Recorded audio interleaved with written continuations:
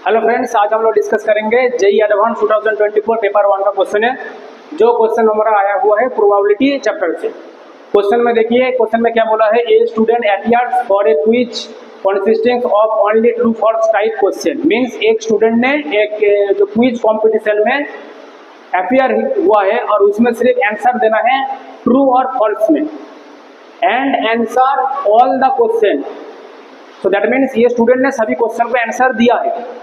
उसके बाद बोला है the student knows the answer of some question and guess the answer for the remaining question. Mean student को वो कुछ क्वेश्चन को आंसर पता है और कुछ क्वेश्चन का आंसर वो गेस कर रहा है, मीन्स वो तुक्का मार रहा है। उसके बाद बोला है जो whenever the student knows the answer of a question he gives the correct answer. इस लाइन को ध्यान से पढ़िए। यहाँ पे बोल रहा है जब स्टूडेंट को आंसर पता है तब वो करेक्ट बोल रहा है, मीन्स जब पता है तब वो आंसर को करेक्ट बोल रहा है। तो इसका मतलब क्या है?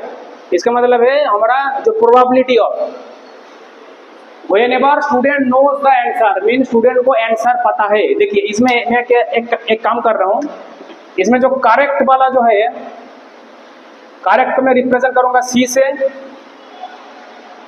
नोन वाला जो है उसको मैं रिप्रेजेंट करूंगा के से, और एक हमारा है गेस, गेस को मैं रिप्रेजेंट करूंगा जी से। ठीक है, इसमें बोला है whenever the student knows the answer, knows means the given information, means ये एक जो कंडीशनल जो प्रोबेबिलिटी होगा, मींस स्टूडेंट को आंसर पता है of a question and he gives the correct answer, answer वो करेक्ट दे रहा है। That means probability of correct given that उसको आंसर पता है, मींस नो है इसका। और इसका प्रोबेबिलिटी क्या होगा? इसका प्रोबेबिलिटी होगा 1। क्यों होगा 1? इसका प्रोबेबिलिटी 1 क्यों होगा? क्योंकि इसमें बोला है whenever the student knows the answer, जब स्टूडेंट को आंसर पता है तब वो करेक्ट ही बोल रहा है, means number of total case और नंबर ऑफ फेवरेबल केस दोनों सेम है, इसीलिए इसका प्रोबेबिलिटी आ गया 1। देखिए जो probability of correct answer given that known, means वो स्टूडेंट को पता है इसके आंसर क्या है। उसके बाद देखिए assumes that the probability of the student giving the correct answer for a question given that he guess it is true, means यहाँ पे given that के बाद बोला है he guess, और the probability of the student giving the correct answer, that means probability of correct answer given that यहाँ पे जो क्या बोला है he guessed, means probability of C given G। इसका probability हमें बोला क्या है? इसका probability बोला है हमें हाफ। ठीक है, उसके बाद देखिए, उसके बाद बोला also assume that the probability of the answer of a given question being guessed given that के बाद क्या बोला है? student answer is correct, student answer is correct, that means probability of किसका probability में फाइंड करना है? probability of the answer of a given question being guessed, that means probability of guess कर रहा है, given that the student answer is correct, उसका answer correct हो रहा है given that। इसका प्रोबेबिलिटी दिया हुआ है हमें 1/6। ठीक है, देन क्वेश्चन में बोला है then the probability that the student knows the answer of a randomly chosen question. तो क्वेश्चन में हमें फाइंड करना है जो probability of K, that means probability of K कितना होगा ये हमें फाइंड करना है। प्रोबेबिलिटी ऑफ के ये कितना होगा वही तो पूछा है। Then the probability that the student knows the answer of a randomly chosen question, means कोई सा भी क्वेश्चन का अगर रैंडमली चूज किया जाएगा उसका प्रोबेबिलिटी कितना होगा। देखिए जो प्रोबेबिलिटी क्वेश्चन में मेन दो ही थ्योरम है, एक थ्योरम है हमारा टोटल प्रोबेबिलिटी थ्योरम और सेकंड थ्योरम है हमारा बेस थ्योरम। तो इस क्वेश्चन में बेस थ्योरम का कॉन्सेप्ट यूज होगा। अब देखिए इसमें जो गिवन इंफॉर्मेशन दिया हुआ है हमें, जो देखिए इसमें पूरा क्वेश्चन में देखिए 3 ही टर्म है, ध्यान से सुनिए, करेक्ट है, गेस है और नो है। तो इसमें रॉन्ग का कोई ऑप्शन नहीं है, मीन स्टूडेंट को आंसर होगा हमारा करेक्ट। इसके पास 2 ऑप्शन है, या फिर उसको पता है नो, या फिर वो कर रहा है गेस। दैट मीन्स करेक्ट ये फिक्स्ड है, या फिर उसको पता है या फिर गेस कर रहे हैं। सो दैट मीन्स नो और गेस इन दोनों में वेरी हो रहा है ना। तो आप इसमें टोटल प्रोबेबिलिटी लगा दीजिए। इसमें लगेगा प्रोबेबिलिटी ऑफ, इसका जो फॉर्मूला है probability of G given C, इसका प्रोबेबिलिटी हमें जो क्या लगेगा, मींस इसका जो बेस थ्योरम क्या हो जाएगा, इसका थोड़ा सा पलट जाएगा।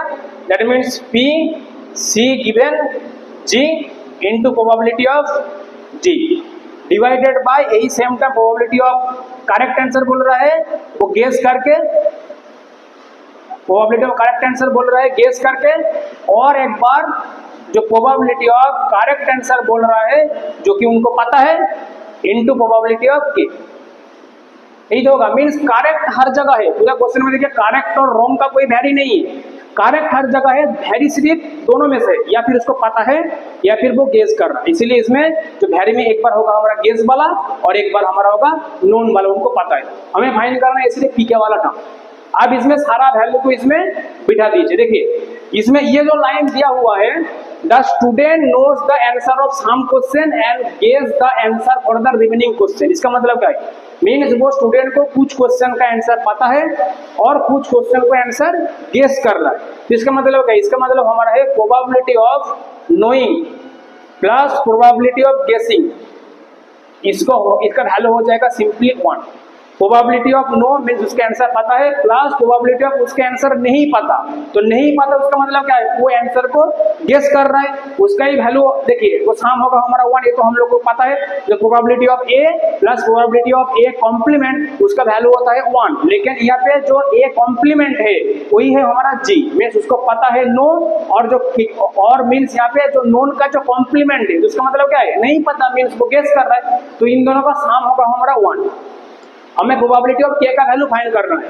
तो इसमें सिंपली एक काम कीजिए, देखिए इसमें सारा वैल्यू को आप हमें जो पुट अप करना, आप देखिए आप क्वेश्चन का कोई रोल नहीं है तो मैं क्वेश्चन को मिटा रहा हूँ, ठीक है ना, तो ताकि इसमें जगह नहीं बचेगा, ठीक है ना। आप पूरा क्वेश्चन का कोई रोल नहीं है, आप क्वेश्चन को मैं मिटा रहा हूँ।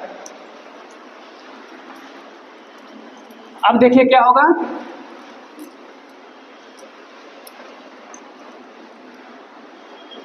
अब इसका वैल्यू में फाइंड करना है। देखिए अब ये तो हमें पता है जो प्रोबेबिलिटी ऑफ के प्लस प्रोबेबिलिटी ऑफ जी, इसका वैल्यू है 1, ठीक है, मींस गेस। तो हमें प्रोबेबिलिटी ऑफ के का वैल्यू फाइंड करना है ना, तो इसका वैल्यू सिंपल मान लीजिए, इसका वैल्यू है x।